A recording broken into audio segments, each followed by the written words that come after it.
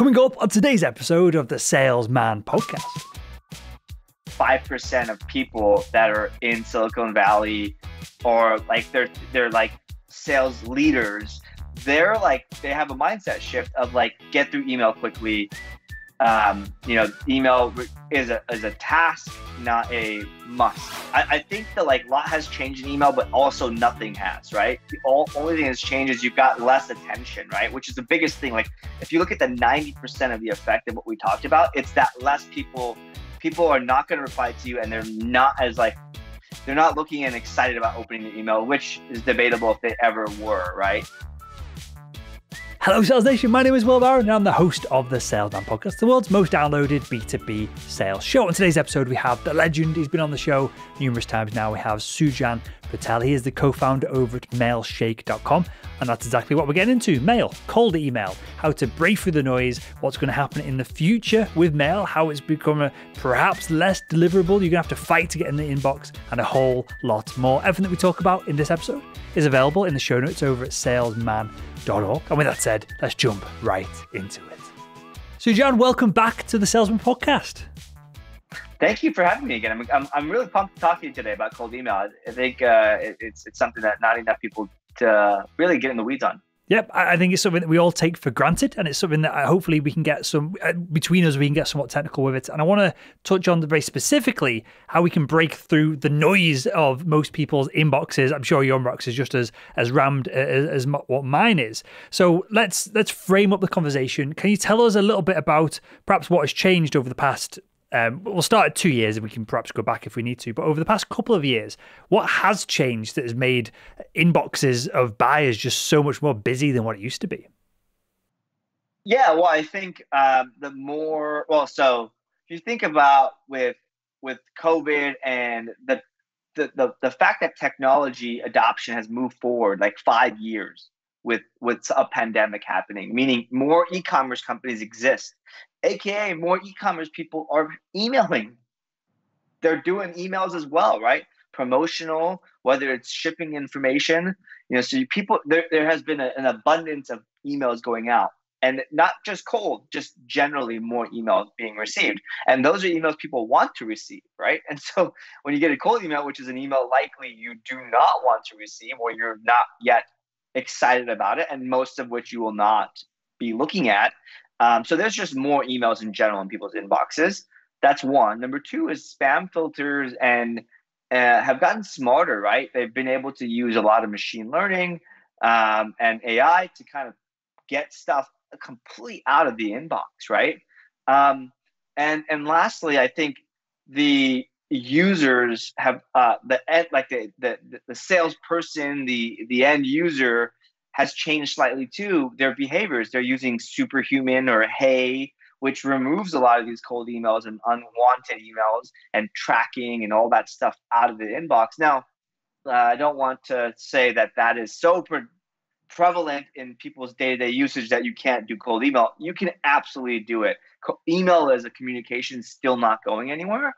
And Gmail and Microsoft have made both strides into more email more strict criteria in an email to get in the inbox. And that's not for spam specific reasons. It's for fraud, right? So think Nigerian prince wanting your bank account information to send you a wire, right? But really steal your information, or phishing emails to reset stuff. So a lot of that has kind of been added to prevent those situations, not so much the spam stuff, but it does affect cold emails, because ultimately what that has done is landed more cold emails in the spam box and not in the inbox. Sure. So there's a ton to go at here. I guess where I want to start is, because we can perhaps clear this one off the table pretty quick. You mentioned a couple of new email clients, and I see them it's almost a Silicon Valley trendy thing to have the email client being referred in your signature at the moment, as opposed to something that's ubiquitous that large enterprises are using. So how do they, we can kind of wrap it up in a nutshell on this point, because there's other things I want to dive into, but how do they affect cold email. When I send an email to someone who's using Superhuman or Hey, I don't know if that's back on the App Store yet or not, but what happens differently with those emails versus if I'm just dropping into an enterprise Gmail account? I mean, so those two platforms have additional things on top of your Gmail or Microsoft that they look for to take off, right? So Hey is their own email service. So they would be, they have their own filters that are different than Gmail's, Okay. right? That they think are the right way to do it. And then same with Superhuman, they have their own filters. And again, if you're on Superhuman, your job, like you bought in, you pay $30 a month, which is ridiculously expensive for an email client, saving time and whatnot. But anyways, you as an individual customer, you've bought into like, I want to spend less time on email, right? Therefore, my mindset is when I get emails, I'm like, how do I do them? I'm using my keyboard and, kind of hashing it out. So it's a little bit of like technology changes, like Hey identifies when it removes tracked emails and any tracking in emails and pixels, but like Superhuman removes the minimizes time in email, aka you're unlikely to see that email because you're going to skip through it because it's not relevant or not important.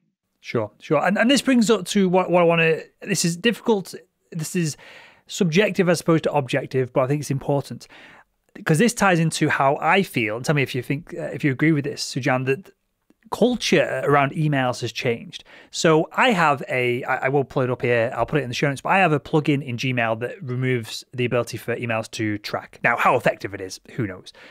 Because I'm starting to come to the conclusion that not all tracking, clearly we use Facebook ads and Google ads and all kinds of ads, and we do all kinds of pixeling on our site to track our customers and to better serve them. But I don't necessarily want to be tracked at every opportunity. I'm not sure that I want to know when certain emails have been opened. Some emails I don't care whether they've been opened or not. Things like this. So I'm using this, and I would have never even considered this a few years ago.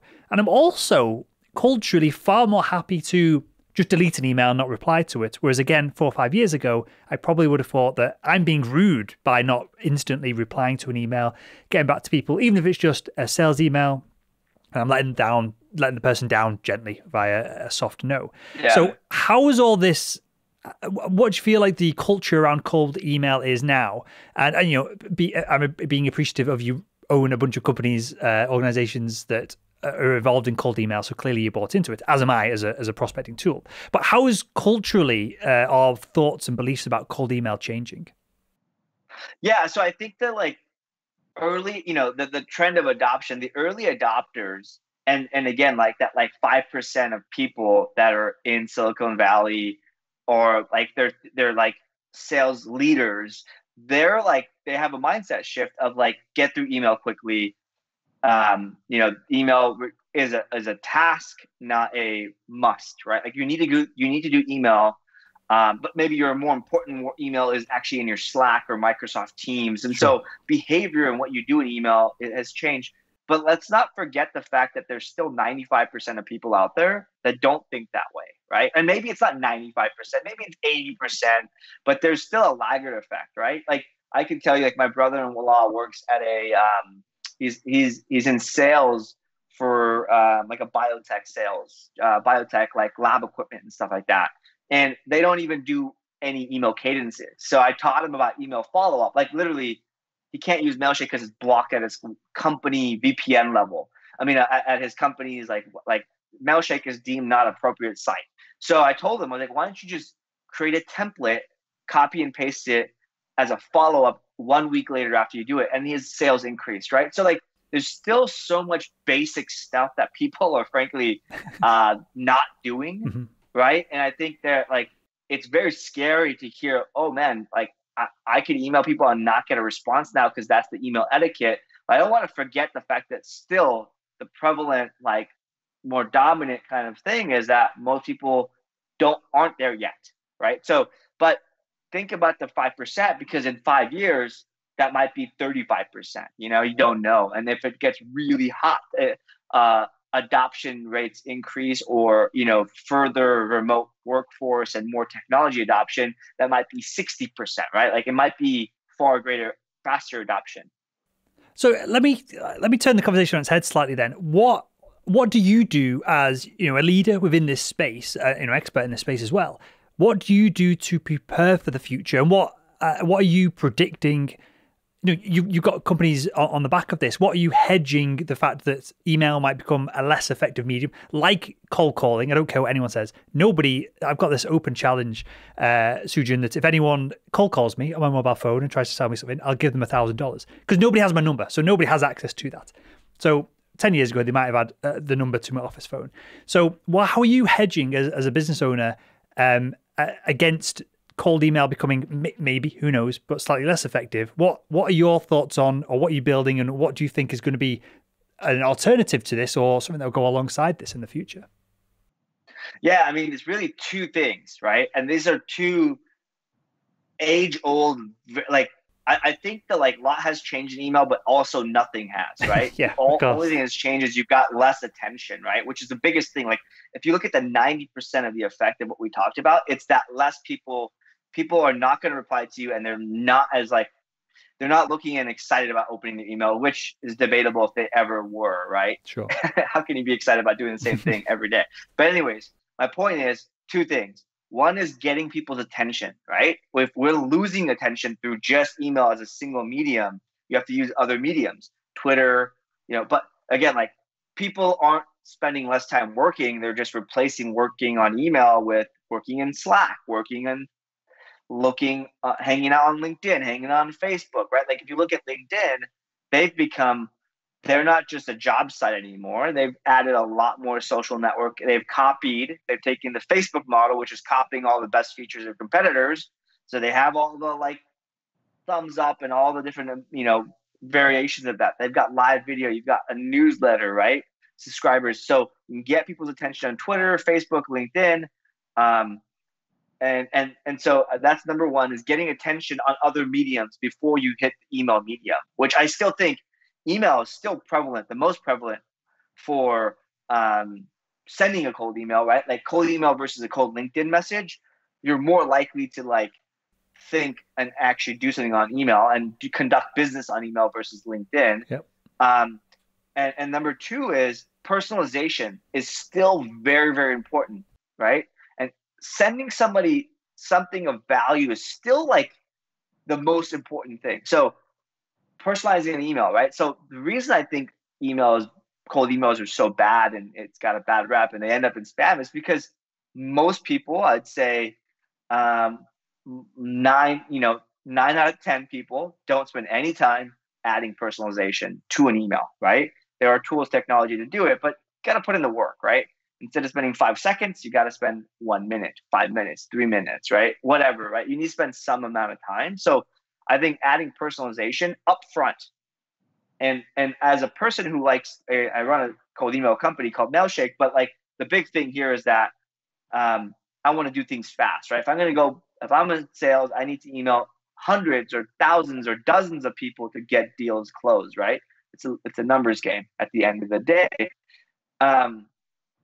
You need to spend the least time to get your job done, right? You need to be able to do all these things, but you could personalize it categorically, right? So I know you run a podcast. So if I email you and you're in sales and run a podcast, I might email you something different. Let's say I email a bunch of other salespeople on a podcast. I might send them the variation of that personalized email, that variation of a cold email that has a podcast personalization in there. What if I know somebody's they're a hot YouTube person? I might mention YouTube instead of the podcast.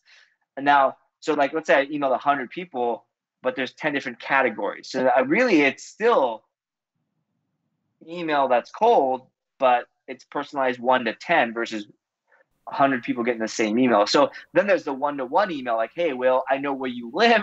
I'm going to mention that it's cold that day, right? Or like whatever, right? I thought you were going to then say, I know where you live. I'm looking in your window right now. I'm texting on my iPhone. I was like, that would probably get my attention if I picked it up at the right moment. Yeah. Look behind you, right? And it's like, yeah, no. But, so again, it's those types of things that I think you can add personalization based off location or whatever. So like there's 1-to-1 and then there's 1 to category or like personalization to the role and maybe what they're dealing with or personalization to a specific time, right? Meaning like it's, you know, it's, it was recently Christmas.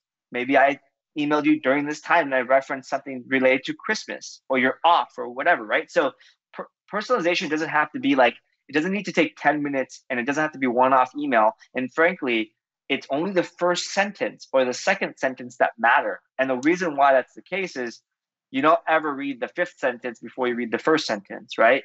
And you skim, usually you start with the beginning, you start to read, your brain psychologically starts to read the first thing, and it generally pays less and less attention as the length of the email goes by. So it's really personalization at the first sentence. And remember, the preview text in email tools like Gmail, Outlook, Hey, whatever, they all preview the first sentence or second sentence. They all have a limited character limit. So if you personalize the first sentence, it's more likely to get opened. And you're more likely, I think, what people don't realize is this untrackable or harder to track thing, which is, did people actually read or consume your email, right? So an open rate is not really an open rate. It's like the beginning of something. And then how long they read that email for is really, or kept it open, is the prevalent thing. But anyways, my point is, personalize the first sentence. That's really what you need to do. And before you go to individual personalization, which I think that's where the goal should be, that's the gold standard, try doing categorical personalization or industry personalization, right? Think about the problems somebody faces and walk in their shoes. And then number two part of personalization, like I guess point two here, is think about what can you add that's valuable. Simplest thing is sending somebody something you think they should read, or an article that would help them do their job. And be specific, and you could fake being specific, like, hey, Will, I know you do podcasts. I bet you're looking for sponsors for your podcast. You should check out this article. I read this awesome article on like how blah, blah, blah did the got sponsors for his podcast. Check out point number two. I think it'll help you, right? I could send you the article and never read point number two, but the fact that it's 10 tips and I reference tip number two is relevant to you. I'm faking it, but that's still very helpful to tell you something specific. So again, if I'm emailing people on video, YouTube, and they're looking for sponsors, I might give them a different article and I might reference a different point, but I can still be helpful. And so being helpful by giving somebody knowledge and then being specific about that knowledge, right? So if I said, hey, you should read this article with no context, you might be like, whatever. But if I said, hey, you're looking for, I'm making an assumption that you might be looking for sponsorships. Now, if I know you are because you tweeted it, then I got you the right point, right thing, and I sent you something helpful. And then I went super specific with saying point number two. Now you're like, dude, Sujan could read my mind, right? This is so awesome. And so it's like personalizing and being helpful, I think, will never change. They will still be the key to success, because whether it's an email or you and I are drinking coffee together, or I'm behind you in line, I would engage with you as a human being that same way. Personalized, I'd say, hey, Will, I know your name. And I might reference that one an article, right? And I might email you later. So anyways, my point is, personalization and adding value are never going to change. And it's how can you automate that is really the key. So we'll come on to the automation in a second, but is it fair to say then that Gmail, Hey, Yo, Hello, all these apps that are coming out and will come out in the future, they're not trying to stop you getting into an inbox. They're trying to stop 500 of the same messages, 1,000 of the same messages getting into a range of inboxes. Is that fair to say? Yeah, that and they're trying to help prevent bad emails from getting in the inbox, right? Those canned emails, right? So yes, I think generally speaking, the more times a single copy of an email has been sent out, the less likely something is going to work, right? It's the age-old marketing strategies always die, right? And sales strategies always die, because what happens is it works. Then it works really, really well. You've optimized it and everybody does it. Now it dies because everybody's used to doing it and getting that email, right? Or that sales tactic or whatever, right?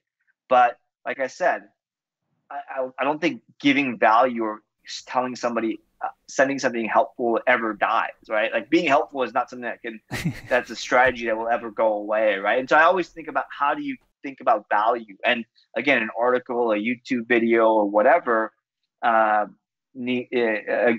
whatever medium is possible, right? So maybe you, again, like I said, like getting people's attention before you email them is important, right? So like I've been doing cold email for like 15 years. And what I first started doing cold email to try to get a job. And then I started doing cold email to try to get clients and raise money. And I've pitched and try to get, PR for my startups or clients. And it's the same thing no matter how, and then eventually sales. Anyways, my point is like cold email, no matter the audience, who you email, the purpose, right? Whether it's your sales, marketing, PR, funding, whatever, personalization and adding value aren't ever going anywhere.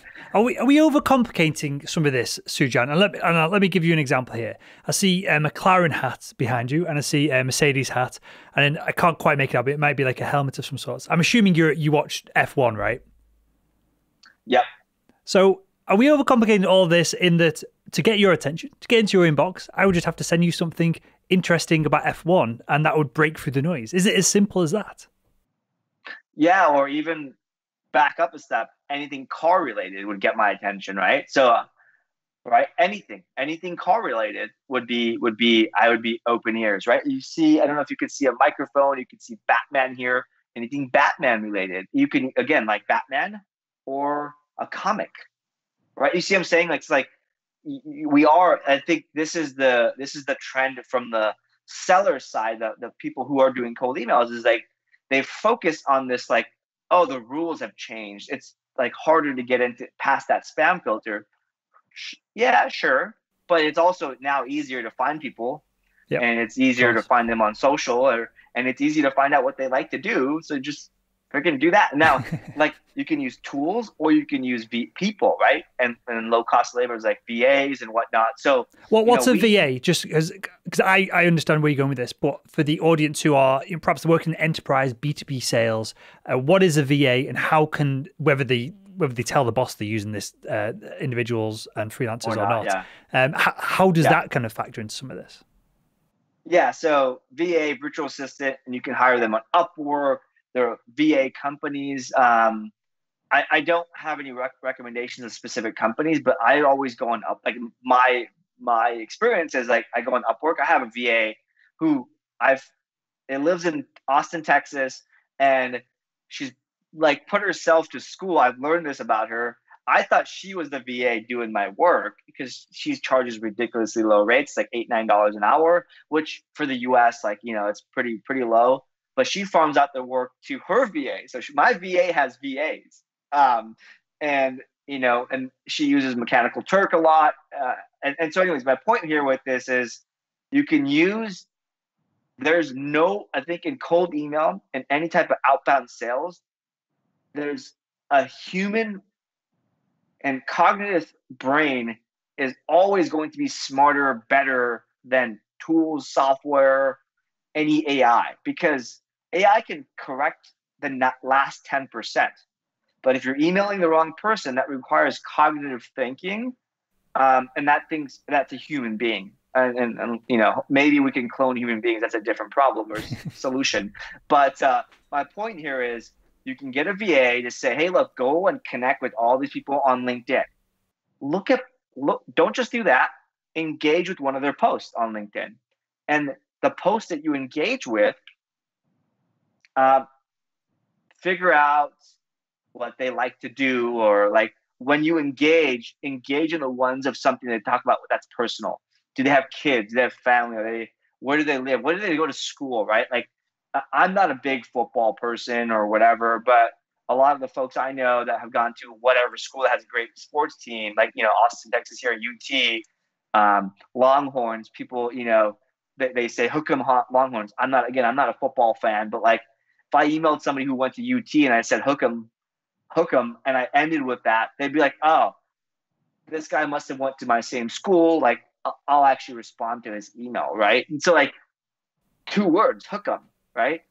2 minutes with a VA to find that they went to UT. Well, education is listed on LinkedIn. So it's simple things like that, right? So I urge everyone listening here to look through their prospect list and say, how can I add personalization? What's the minimum amount of work I need to do?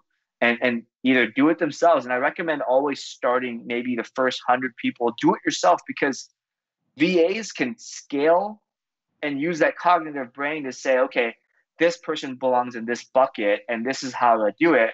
But they can't help you come up with the strategy, right? They can't tell you, go to everyone, your prospects list and say, find the school and find the like slogan. If you told them to find the slogans, they would do so. But if you said, figure out like what I can do that's personalized, they're not going to do that. So you have to come up with the ideas. And that's just a small way to do it, right? So for all of our team, everyone works remotely and everyone works through Upwork.com. So I recommend people go there, and maybe you have to hire a numerous amount of people to find the ones that you want to stick with over the long term. But Adam, he'll listen to this now. Adam, our video editor, I think we've been working together now like 6 years, nearly going on 7 years, and he is essentially a member of like figuratively and literally the team. He's so integral to all of this now that he could be sat here next to me in the office and we'd be having the same relationship that we do remotely. So there's a ton of value in this. And one way that I like to frame all of this out, especially for salespeople who are maybe slightly more tenured in their careers, you probably got a reasonable idea of what your hourly rate is. By the time you average out the past 2 or 3 years and you suss out how many hours you work a week and you look at your commissions, if there's a job that you know is valuable, but could be outsourced to someone who earns less than what you do, and so it's still profitable for that task to be done even if you're not doing it, then it makes total sense to do it. Treat it like a business. I know this is cliche for sales managers to say, and I hate it when sales managers say it to me, of, be an entrepreneur, treat your territory as your own business. But we've got so much technology, tools, and the ability to get in front of people and to hire remote workers that you should be treating it like that. Now, as I said, I would not necessarily go to your boss and tell them that you're outsourcing a load of your work to someone else, because they might have, depending on how frigging bright they are, they might have some positive things to say or negative things to say. But I think that's a really interesting strategy, and that's not been brought up on the show before, Sujan. And just to wrap up the show and wrap up things here, is there anything that we've missed? Is there anything that we should talk about? Is there anything pertinent with cold email right now as we kind of move forward in 2021? Yeah, I think one big thing is with spam filters and the changes like that happened technically this year. With Microsoft now requires a domain to have an email to have their DKIM and SPF records set up. So like that's just a technical thing that your webmaster, your IT person, somebody needs to set up. Everyone's very critical of new email addresses, and so a lot of times people can usually scale cold email with new emails and kind of always doing stuff. You need to warm up your email addresses and start slow and be cautious of that cadence. And so the parts of email sending that I don't think people really thought about before, everyone always thought about, how do I land in the inbox? How do I get people's attention? But there's, how do you even get this email out the door? That's now more prevalent. So there's getting an email out the door, which is your email reputation.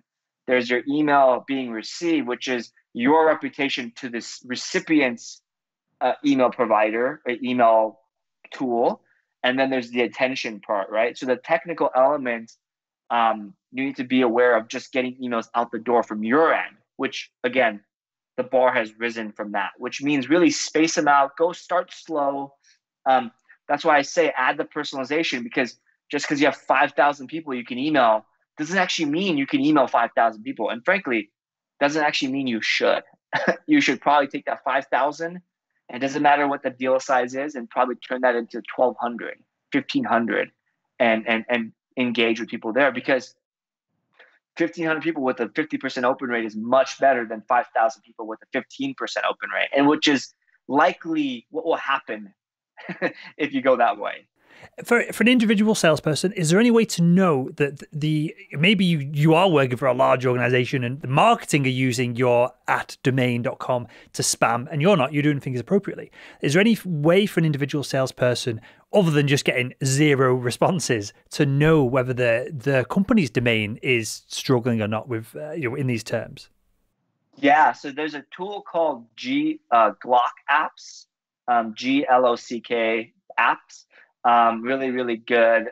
And a lot of software that do cold email will actually do some of this stuff, like actually tell you this your rating and kind of on the back end monitor it. So yeah, I would go check it out, and just what it will do is it'll send an email to all of the email providers that exist, right? The main ones. And it'll tell you where you land in the inbox. And so if you don't land in the inbox and you see there's like a red, yellow, and there's red flags. So if you see yellows, probably need to fix those things. But if you hit red, you know now, like, hey, my emails are not going into Gmails for some reason. What do I do about that? Now, fixing it, we could do a whole podcast on that. So to fix it, we go, hello IT, you've effed up here somewhere, get it solved. That's as far as we need to go, I think, on this show. Absolutely. And but just a quick tip here.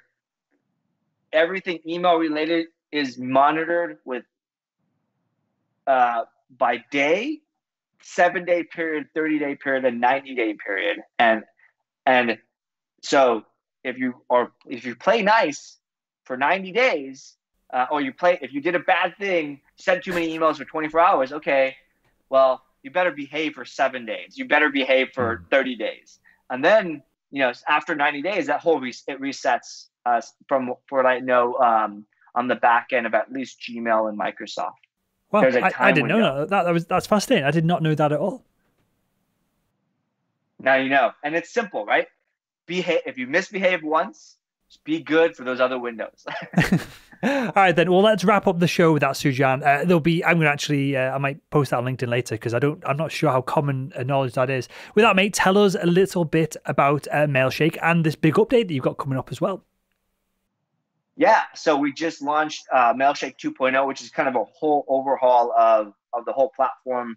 We got 86 new kind of functions and improvements based off of, 5,000 or 6,000 customers' feedback over the years. But Mailshake is a sales engagement cold email tool and email cadences. And so really the simple rule is when you follow up, and the more you follow up, the better you're going to get success rate and open rate, right? The more shots you've taken. And Mailshake allows you to do that with lets you automate a lot of this stuff and automate the personalization as well. Perfect. I'll link to Mailshake. I know there's some apps that you kind of work with that kind of tie into that as well. So I'll link to all that in the show notes over at salesman.org. And with that, Sujan, I want to thank you for your time, your insights on all this, and for joining us again on the Salesman podcast. Thank you for having me. It's been a blast talking about email.